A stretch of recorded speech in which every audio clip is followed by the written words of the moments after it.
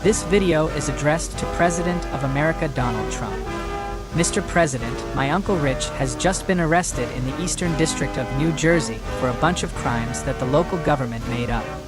He never did any of the stuff he said he did, and he never did. My family and my uncle need your help now, Mr. President. I need you to pardon my uncle for all the crimes he didn't do. He is a good man who always gives me Tootsie Rolls every time he comes over for Thanksgiving, and he also has a lot of badass guns. He should not even be in prison, let alone arrested. If you can please see it in your heart to get him out, I would really appreciate it. My uncle may have voted for Joe Biden both times, but he didn't mean it. Please pardon my uncle. I don't know his last name, but please pardon someone named Rich who's in prison right now in New Jersey. Thank you in advance, and God bless Armenia.